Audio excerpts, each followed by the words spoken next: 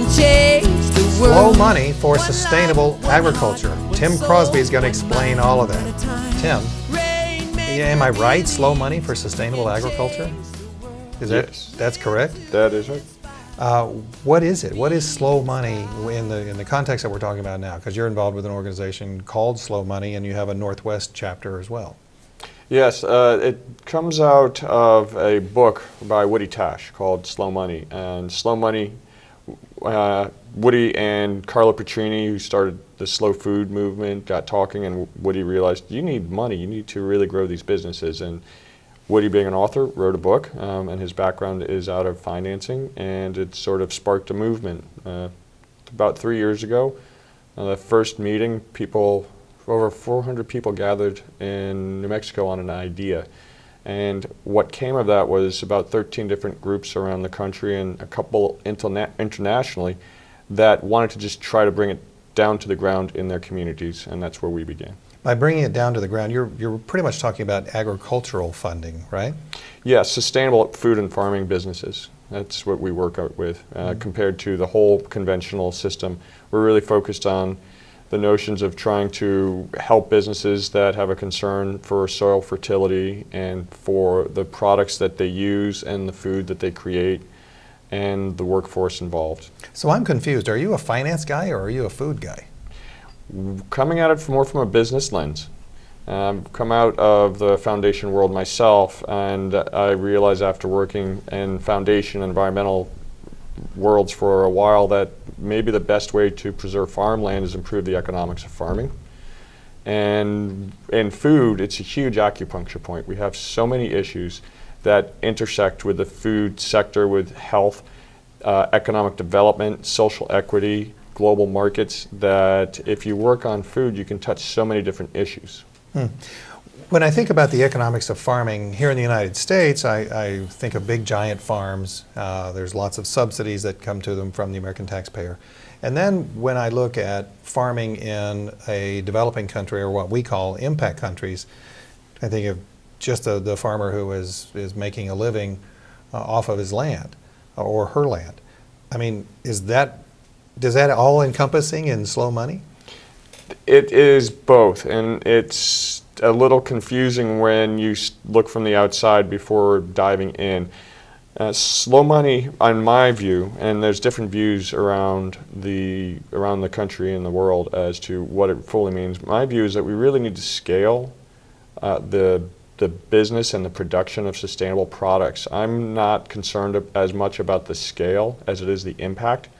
What type of resources are they using? Are they concerned with the nutrients and the organisms in the soil? Can you make money doing it? Mm-hmm. If you can't make money doing it, it'll have a hard time to scale. That's one reason you have conventional large-scale systems which come out of an industry model. Well, then I'm just going to jump ahead here. My last question is going to be, we've got 9 billion people on the planet in the year 2050. How are we going to feed all of them with any kind of sustainable agriculture when we can't even feed the 6 billion or so that we have today? We technically already produce enough food to feed 9 billion people. It's a matter of spoilage, refrigeration, getting the product to market, as well as will it be in the form that people will actually eat, price, other issues. And we do need to feed 9 billion people. We do have to ramp up production. It's a matter of not putting all of your eggs in one basket, a good old agricultural term, and look at a series of solutions. If we only use new technological advances like genetically modified organisms, we could end up with drastic consequences that ruin soil, create weeds that are resistant to any pesticides, create bugs that are now resistant and causing problems elsewhere. Those things are already beginning to happen, and the early solutions with some genetic engineering. Well, but I thought that genetic engineering was something that had been started for the good of plants, for the good of ranches, to be able to grow bigger, faster food.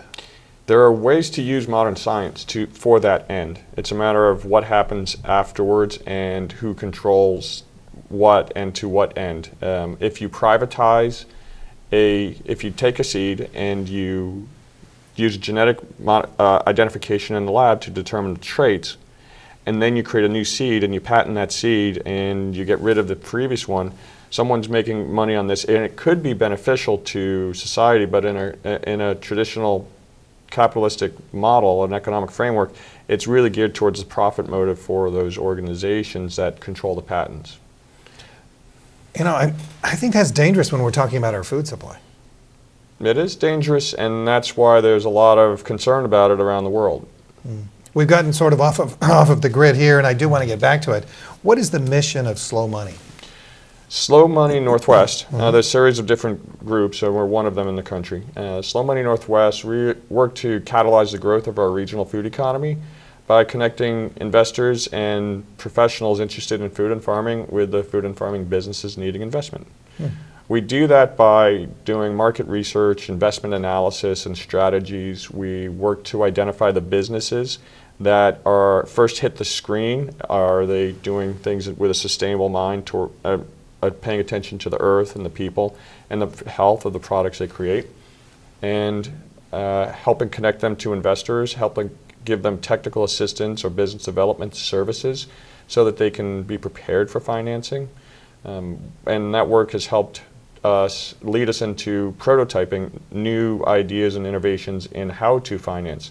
Not creative or innovative like a mortgage-backed derivative that caused problems a few years ago. We did notice that, yes. It's more of how do you put together the different resources in a community to do the work the community wants to do. Yeah, but I mean, does the community want to be farmers? I mean, when I think of a farmer, I think of getting up at 3 o'clock in the morning and going and milking the cows and being tired by the time it's 9 o'clock. It's hard work. There's no question that farming is hard work. There are people who would love to do nothing but farming, but they may not know about marketing, or they don't have the collateral to buy the farmland. But there's others that do have that collateral and want those people to grow and recognize that they don't want to be the farmers. It's a matter of putting those resources together, along with the other sources of capital that are needed to grow this regional food economy.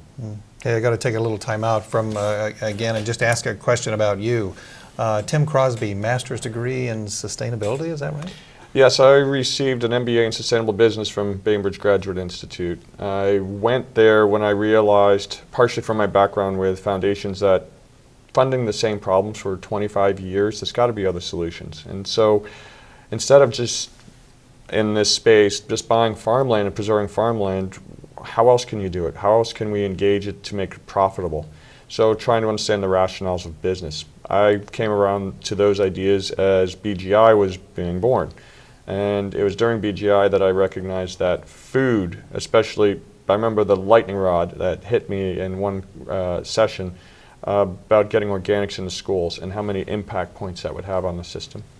Is getting organics in schools important, or is it just getting more food in the schools important? It's getting healthier foods in schools in the form and the price that schools can afford. To me, it's a holy grail of an issue. But there's so many steps to that point. There's some huge advances that have happened on that part, but you have to work from the system you're in towards where the market wants to go next, and hopefully it's towards that goal. So for instance, you can't ask a large-scale producer that to grow to a market that doesn't make them money. You can't ask a small producer who charges more than that market can bear to just scale up so they can reduce their price. It's a totally different type of business. There's so much though in this conversation right now that the big giant elephant in the room is the GMO and genetic modification. And I mean, here in this state, just in Washington state alone, we have seen where food products, wheat in particular, can't go to other countries because it's genetically modified. Is that bad? For who? Yeah. Yes. It's that specific issue in the Northwest was a flashpoint, and it could be a canary in the coal mine if you look at if we open up more markets, more of our products to other markets. The end game for genetic modification, working from a business lens, a market lens, is give the people the information. Let them make the choice. In many of the nations around the world, they have chosen to not accept genetically modified product. In this country, we're not given that choice. We're not allowed to know if there is or isn't. And since the market forces determine most of what business does, let the market determine by giving them, the people, the information they need. So are you saying that market forces are keeping the American public in the dark? Market forces should be used to help people understand what they are eating. Right now, they're not allowed to know what ingredients they're eating. And give the people the information and let them determine what they want to eat, and that'll help drive where the market should go. You talked before about how Slow Money Northwest and then the Sustainable Agriculture, and you're actually on the board of the Sustainable Agriculture and Food Systems Funders Network, right? Yes. And Steering committee. Steering committee, okay. And for all of that, what you do is you assist investors in appropriately investing in food production. So to touch on a word you just brought up about the investors in this side and with foundations, this is part of the wonderful world we're in right now, is that there's a collision of interests happening in food and farming, and sustainable food and farming. As a market segment, that's one of the fastest growing segments. Mm-hmm. And what you have happening is different resources trying to figure out how they can help. So you have philanthropic investing, which it comes from foundations, grants, program-related investment, below market rate loans, and you have investors who realize that maybe they can help, and especially if they're impact investors, so that they want to make a market rate, but they also want to do other impact. They want to help these businesses grow. They're all beginning to come together in exciting ways. Part of it deals, I'm dealing specifically right now with some projects around just the languaging, the two different sets of language. Mm-hmm. The Sustainable Agriculture Food System Funders Network has been around over 10 years, and it really comes from the foundation world about how it's an education and peer learning network geared towards figuring out how to scale sustainable agriculture around the world. What is sustainable agriculture? Sustainable agriculture, like the word sustainable, is very hard to lock down. Sustainable agriculture is really about paying attention to the resources you're using. Are they natural? Are they artificial? Is it a finite resource? For instance, fossil fuel based fertilizers, we're going to have problems, the price is increasing. The transportation costs are there. That's not so much the distance, because we do have global supply chains of sustainable products. It's a matter of the cost of fuel is going up, bringing up the price, and is there other ways to do that? The equitable treatment of the workers in the field and at processing centers, and the health of the products at the end, so that we know what we're eating and that we can balance that against the health costs associated with it. Does that mean the same thing, sustainable agriculture, in the United States as it does in a developing country such as Peru? There is an attempt to try to understand that. There's actually interest at the international level to start aggregating interest to come to common terms, build relationships across countries and groups that are working on that issue right now. So I would say, yes, it's a matter of starting the conversation, and it has started. So for those countries, like some in Europe and I think Japan, who have rejected genetically modified foods, do they have a different understanding of sustainable agriculture than we do? I would assume so. I don't know for that case myself. But the general principles are the same underneath. And there's a general condition that I think is happening everywhere. And with my lens, I'm very aware of it on a national level and some on the international level, where people are looking up at sort of the complex issues we're facing today around the globe. It's not about just one thing. You can't work on just one issue with one outcome goal, as in it's not just about money. It has to be about more than money. Every dollar we spend is precious. What else can we do with it, for instance? Or the products we eat. It's not just taste good. It helps people. It helps me out with health.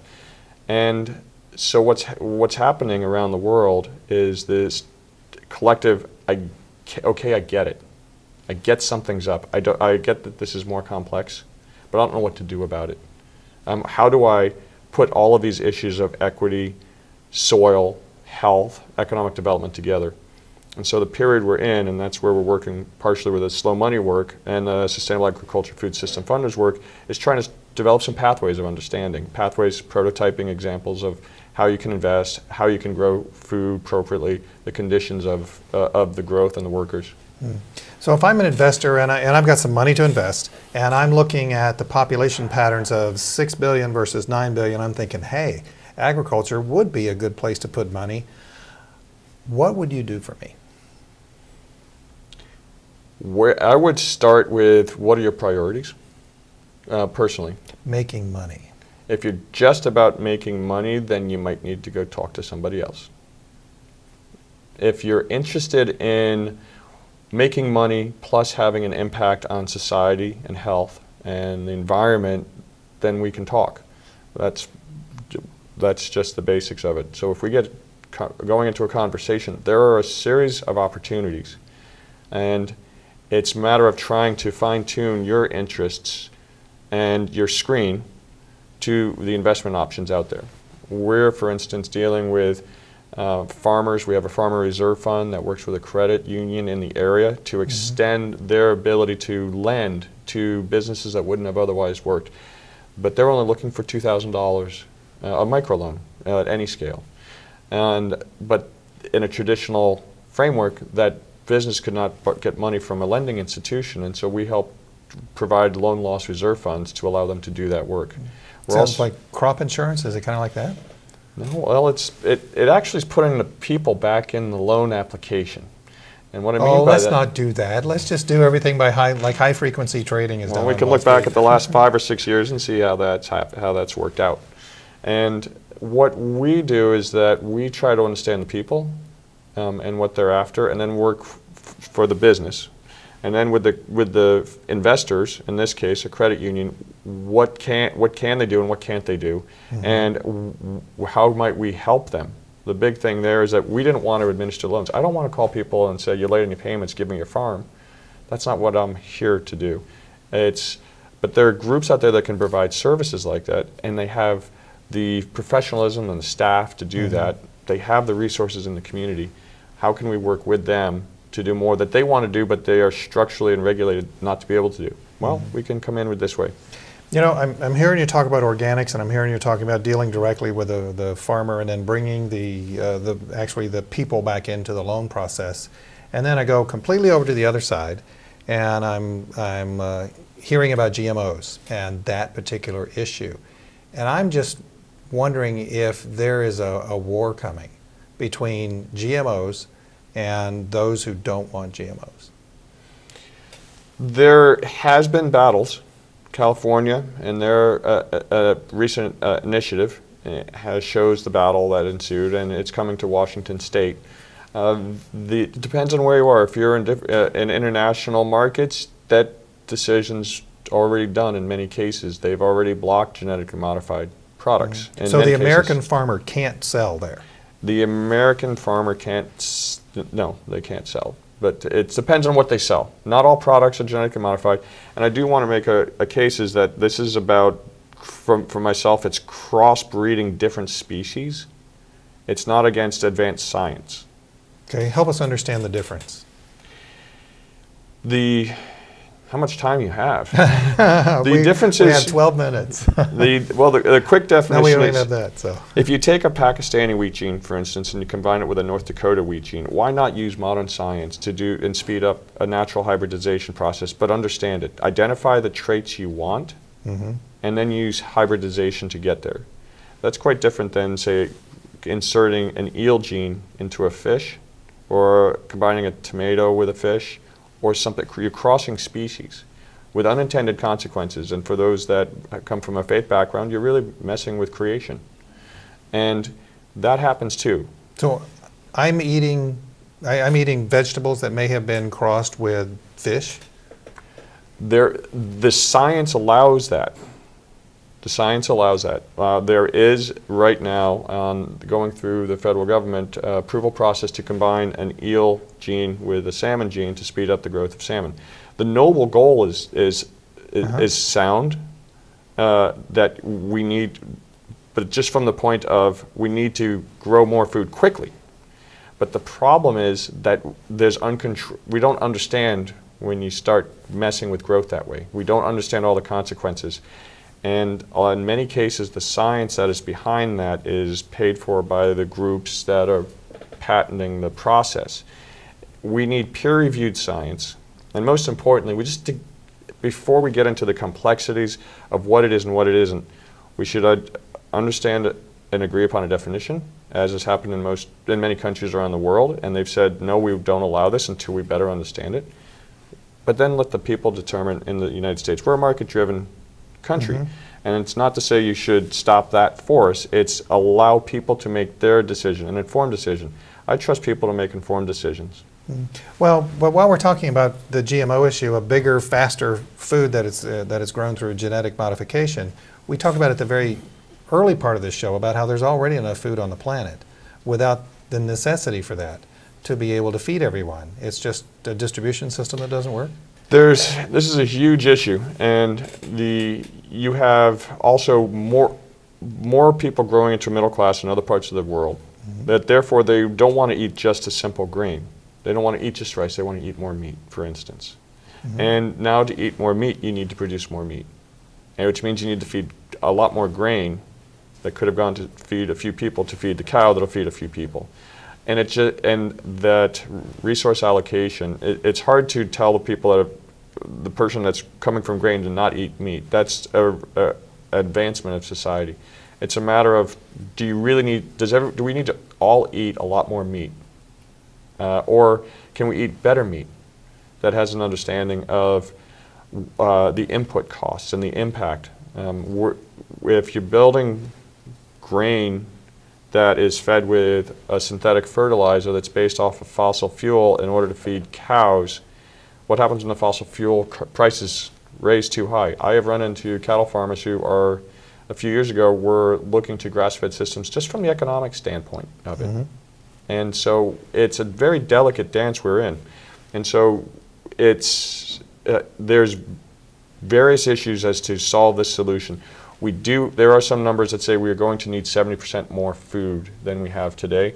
If you look at the growth numbers between 6 billion, 9 billion, or 7 billion and 9 billion as it is today, Yeah, 7. it's not 75% growth, but the type of food people eat, from grain to meat creates that larger number. So we do need some new advanced sciences. I would disagree that it will come through genetic modification, and you do need to be able to scale the systems. But in many parts of the developing world, it could mean storage. It could mean refrigerating fish quicker, and getting them into the market faster. You reduce the amount of spoilage that happens. And that, therefore, alone could double the amount of food that reaches the market. Who is the greater beneficiary of your services through Slow Money? And you guys are a nonprofit, right? Yes. Who's the greater beneficiary, the farmer or the investor? That's a good question. I can tell you just raw numbers that we have, in 3 years, been able to assist over 50 businesses with technical assistance services. We have about 12 or 13 businesses that the investors who we've engaged have deployed over $5 million of capital, and everybody wins something. Now, we need the system to scale, the system of businesses. And so my hope is, in the end, we get solid business growth, and that the investors who were in early got one as well, and that others will come along. But back to the pathways, we need to show how businesses can scale, how there is profitability in scaling sustainable agriculture, show how you can finance it, how you can grow it without costing an arm and a leg to society and the planet. Well, actually, that is the question. Is sustainable agriculture in the United States profitable enough to be able to draw young people from the cities to the farm? Young people are geared towards sustainable agriculture values, just generally speaking. And it's the numbers are there. You'll see in the last 10 years that the U.S. Census Bureau shows an uptick in the number of farms we have for the first time since about the 20s. And it's with young farmers coming back for different reasons. Maybe there was no other job around, but there's back to the point of food as an acupuncture point. In this complexity, people understand food is important. And maybe you're not getting a paycheck, but if you grow your own food, at least you're getting food, and now you've got a market. The trick is that land is so expensive nowadays in the US, and it's growing elsewhere around the world, and that you have to have the collateral to be able to purchase the farm. You also need the skills to know how to farm. There are folks out there who probably will realize this is really hard work and I'm going to stop. The ones that we look for are the ones who are trying to grow. They realize it's hard work and they still want to grow, but they need assistance either from business training services, and we know business training services here and around the country, or how I need money, I need someone else to help me buy the land, and then I can rent it from them and be secure about it. I hesitate to ask this, but I will. I mean, should government intervene? I mean, in a way, government has intervened in U.S. agriculture for years by providing subsidies. Should government intervene wherever, whether it's in a developing country or whether it's in the United States? As an example of intervention, what would you? Well, an intervention to actually create standards of sustainability around agriculture, or will the market drive that? The market is driving that change now. The governments are recognizing the need. One of the tricks here is that the big growth of these ideas, but from the fact that there's been a growth in the last 10 years, and in the last 10 years we've also had a huge global downturn in the economy, and that there's been a recognition that health and all of these issues matter, that there's a bunch of different programs at the government level and in county, state, national, or international that have had to create austerity measurements and cutbacks. And so it's hard to introduce something new in this framework. The key that I see is build the business market that shows how business can assist with appropriate policies and allow them to grow. Allow them to grow potentially in conflict to traditional systems and incentives at a government level. We've had several websites up throughout the show, and we're only about 30 seconds away from the end. So an easy question. We're 5 years down the road, we come back, we ask you this question. We've been trying to feed the planet. Did we do it? We will have better ideas as to how you can scale sustainable agriculture in 5 years. You will see better examples, and the policy barriers will be more clear. The uncertainty will be, will there be enough money and willpower to allow the market to grow? Tim Crosby, thanks you very much for being with us on the show. I have a feeling that this issue of sustainable agriculture and GMOs, that you haven't heard the last of that. Take care. See you next time. Rainmaker believes we can change the world. One life, one heart, one soul, one mind at a time. Rain